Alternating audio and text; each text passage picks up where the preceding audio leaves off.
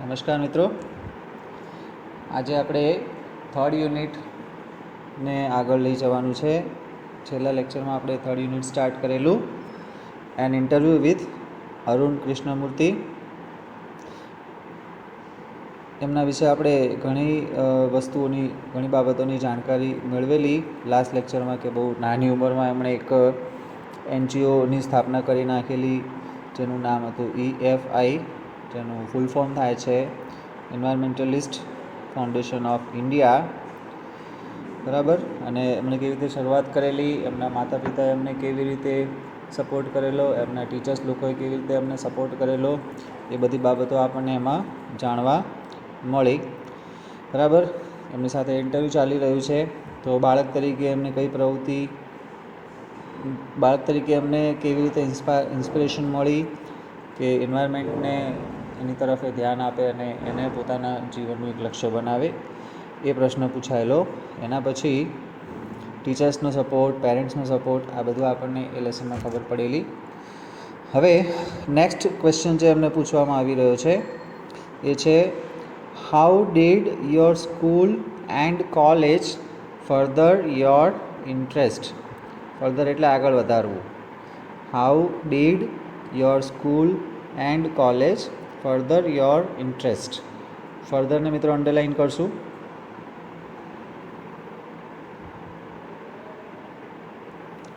Okay. ફર્ધરનો મતલબ આગળ વધારવું અથવા આગળ વધારવામાં મદદ કરવી.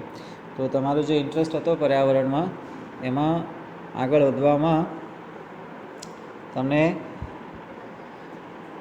કોલેજ અને સ્કૂલ તરફથી કેવી રીતે મદદ મળી? તો both my school and college had plenty of green cover. હવે મિત્રો પ્લેન્ટીને પણ અંડરલાઇન કરો. પ્લેન્ટી ઓફનો મતલબ થાય છે પુષ્કળ માત્રામાં. Both my school and college had plenty of green cover. Green cover એટલે હરિયાળી. બરાબર. મારી સ્કૂલમાં અને મારી કોલેજમાં બંને જગ્યાએ હરિયાળી ખૂબ સારી હતી. And both were home to several other life forms. હવે લાઈફ ફોર્મ્સનો મતલબ શું થાય મિત્રો? લાઈફ ફોર્મ્સ એટલે બીજા બધા જીવો, કે બંને જગ્યાએ સેવરલ ફોર્મ્સ એટલે કે સેવરલ અધર લાઈફ ફોર્મ્સ એટલે સેવરલ એટલે ઘણા બધા, બીજા પણ ઘણા બધા જીવો માટે એ ઘર સમાન હતું. Home to several other life forms એટલે કે બીજા પણ જીવજંતુઓ માટે, પ્રાણીઓ માટે ત્યાં આગળ જગ્યા હતી, એ એમનું ઘર હતું. મારી સ્કૂલ અને મારી કોલેજ બંને જગ્યાએ ઘણા બધા પ્રાણીઓ કે બધા જીવો કહેવાય એ રહેતા હતા, કારણ કે ત્યાં હરિયાળી હતી, ગ્રીન કવર હતું. This made me understand there importance. This made me understand there importance, how beautiful they are and why we need to protect them. કે તેઓ કેટલા સુંદર છે, તેમનું મહત્ત્વ મને ત્યાં સમજાયું. બરાબર. કે તેઓ કેટલા સુંદર છે અને શા માટે, why we need to protect them. Protect કરવું એટલે રક્ષણ આપવું, રક્ષણ કરવું. શા માટે આપણે આ બધા જીવોનું રક્ષણ કરવું જોઈએ, એ વસ્તુ પણ મને ત્યાં સમજાઈ. એ જીવોનું મહત્ત્વ પણ મને સમજાયું અને શા માટે આપણે તેમને બચાવવા જોઈએ, તેમનું રક્ષણ કરવું જોઈએ, તે વસ્તુ પણ મને ખબર પડી. These animals are on their own. On their ઓનને અંડરલાઇન કરશું મિત્રો.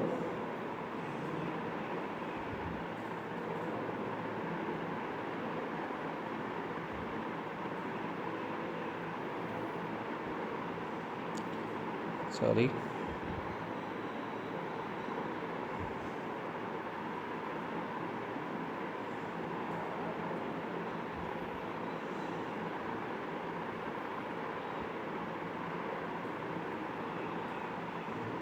On their on.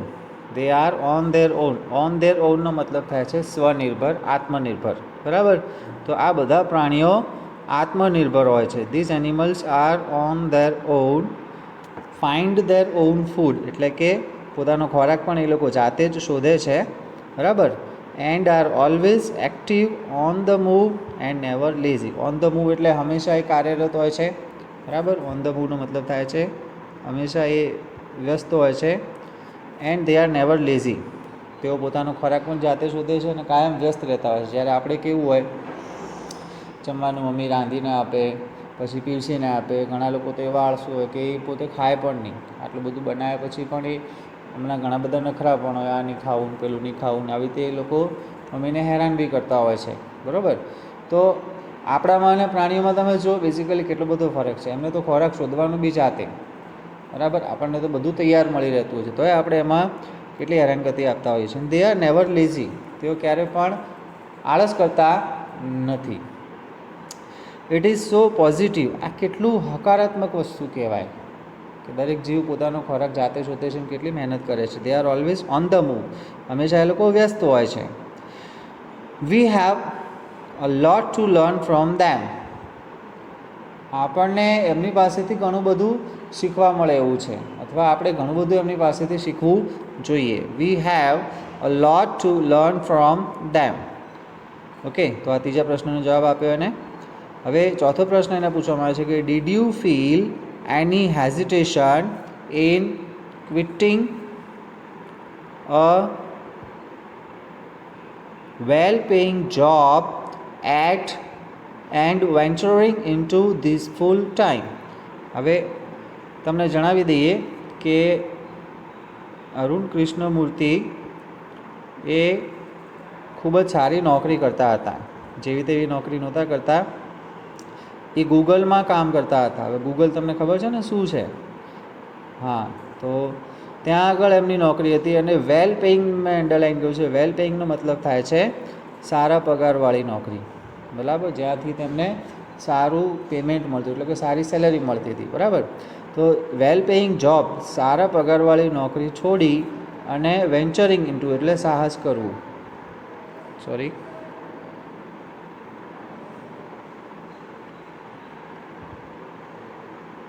વેન્ચર એટલે સાહસ કરવું, અથવા કોઈ કામ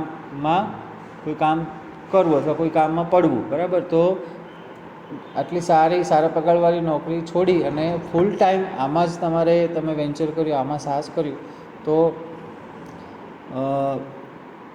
એમાં તમને કોઈ હેઝિટેશન એટલે કે કોઈ જાતનો ખચકાટ, હેઝિટેશન અંડરલાઇન કરશો મિત્રો. હેઝિટેશન એટલે ખચકાટ કે સંકોચ, બરાબર? અને ક્વિટિંગ એટલે છોડવું, ક્વિટ કરવું એટલે છોડવું. તો સારા પગારવાળી નોકરી છોડી અને તમે આમાં જે પ્રવેશ્યા, બરાબર? તો એ નોકરી છોડતા તમને કોઈ સંકોચ જેવું થયું? What were the options you weighed before you arrived at your decision. એટલે કે જ્યારે તમે આ નિર્ણય ઉપર પહોંચ્યા, બરાબર, ત્યારે તમે બીજા કયા વિકલ્પોને વે એટલે માપણી કરવી અથવા વિચારવું. બેનો મતલબ થાય છે વિચારવું અથવા માપણી કરવી, બરાબર? તો બીજા કયા વિકલ્પો વિશે તમે વિચાર કર્યો? આ વેડ એટલે માપવું અથવા વિચાર કરવો. ઓકે, તો બીજા તમે કયા વિકલ્પોનો વિચાર કર્યો? Okay, what were the options you weighed before you arrived at your decision. Okay, તો એને ફરીથી આપણે જોઈએ શું પ્રશ્ન પૂછ્યો તો.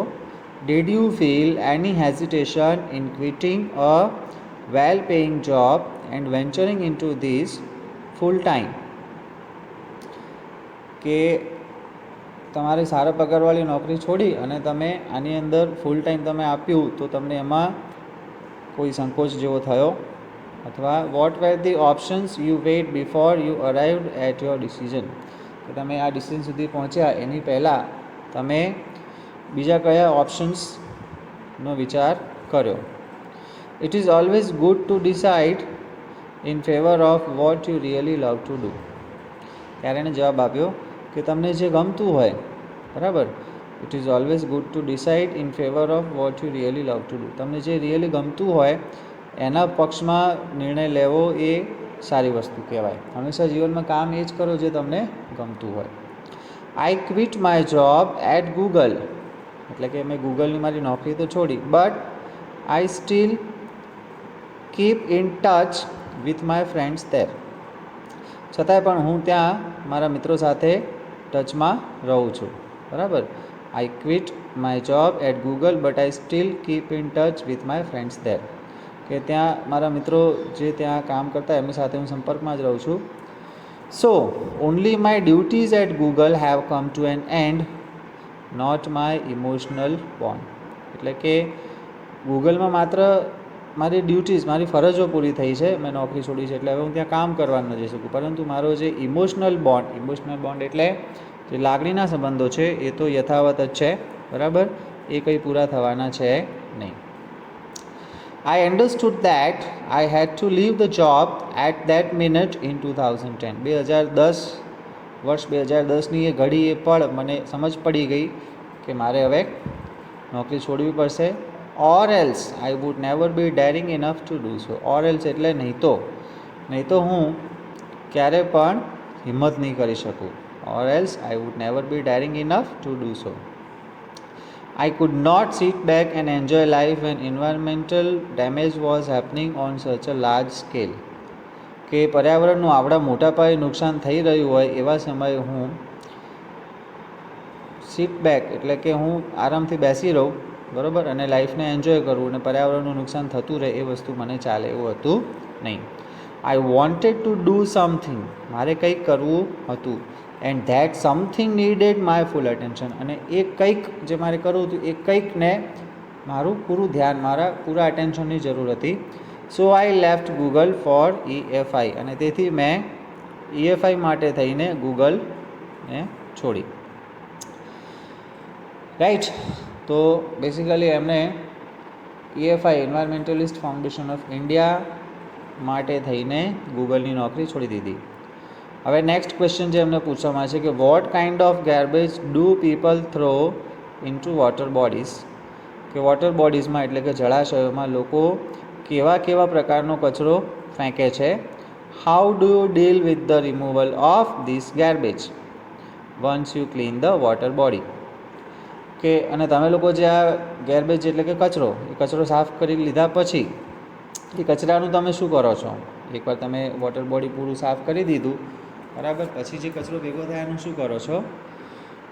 તો કયા પ્રકારનો કચરો આવે છે ને એ કચરાનું તમે શું કરો છો? આ પ્રશ્ન એમને પૂછાયો છે. તો એમનું કહેવું છે કે everything from a diaper to worn out sleepers.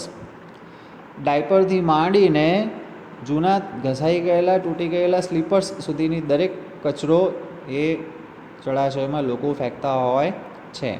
V find everything in our lakes. આ બધું જ અમને લોકોને આ તળાવોમાં જોવા મળે છે. અને આ કેટલું ખરાબ કહેવાય. This is so disturbing. કેટલું ડિસ્ટર્બિંગ કહેવાય આ, because it is water and water is the basis of life. કે જળ છે અને જળ તો જીવનનો આધાર છે ને એને લોકો ગંદુ કરે છે. How can we not care for these water bodies. આપણે એવું કેવી રીતે કરી શકીએ કે આપણે આ વોટર બોડીઝ એટલે કે જળાશયોનો વિચાર પણ ન કરીએ, એમના વિશે નથી વિચારતા, આપણે આવું કેવી રીતે કરી શકીએ? We use these garbage for landfill એટલે જમીન પૂરવા માટે, લેન્ડફિલ કરવા માટે એનો આ કચરાનો અમે ઉપયોગ કરીએ, જેમાં આ કચરો યા તો ઓછામાં ઓછો બહારની સાઈડ રહે છે યા તો પછી બિલકુલ નથી રહેતો. With minimal exposure to the outside environment. જમીનમાં દાટી દઈએ જેથી કરીને એ બહારની જમીનમાં, બહારના વાતાવરણમાં આવે નહીં, અથવા ઓછામાં ઓછો બહાર રહે, એ રીતે કરીએ. We ensure that the lake area and water holding are free of garbage. અમે એ વસ્તુની ખાતરી પણ કરીએ છીએ કે જે લેક એરિયા કહેવાય અથવા વોટર હોલ્ડિંગ જે કહેવાય એ ફ્રી ઓફ ગાર્બેજ, કચરાથી મુક્ત રહે છે. So that birds, frogs and snakes can live in peace. જેથી કરીને પક્ષીઓ, દેડકાઓ અને સાપ એ શાંતિથી આમાં મુક્તપણે ફ્રીલી રહી શકે. બરાબર. તો મિત્રો આઈ હોપ કે તમને લેસન આ જે ચલાયા છે બીજા 2-3 પ્રશ્નો એમના ઇન્ટરવ્યૂના એ સમજમાં આવ્યા છે. બાકીનો જે ભાગ છે, બરાબર, એ આપણે આવતા લેક્ચરની અંદર તમને ડિટેલમાં સમજાવશું. હવે આજના હોમવર્કમાં તમારે મિત્રો આ લેસનની ગ્લોસરી, બરાબર, જે આપણે કાયમ આપતા હોઈએ છીએ તમારે લખીને મોઢે કરીને રાખવાની છે અને મને આજના દિવસમાં જ મોકલવાની છે. તમારા નામ સાથે સારા અક્ષરોમાં લખજો, બરાબર, અને અક્ષરો સુધારવાનો પણ પ્રયત્ન કરજો. અને અંગ્રેજી બોલતા રહેજો મિત્રો. ઇંગ્લિશ બોલવાની ટેવ પાડી દો અને તમારા ડે ટુ ડે કમ્યુનિકેશનમાં કમ્પલસરીલી તમે ઇંગ્લિશમાં જ વાતચીત કરો એવો પ્રયત્ન ચાલુ રાખવાનો. ઇંગ્લિશ ન્યૂઝ વાંચવાના, ઇંગ્લિશ ન્યૂઝ જોવાના, ઇંગ્લિશ સોંગ સાંભળો, પણ ઇંગ્લિશના કોન્ટેક્ટમાં રહેવાનું. બરાબર. તો આજનું લેક્ચર અહીંયા પૂરું કરીએ છીએ. Wish you all the best. God bless you. Have a good day.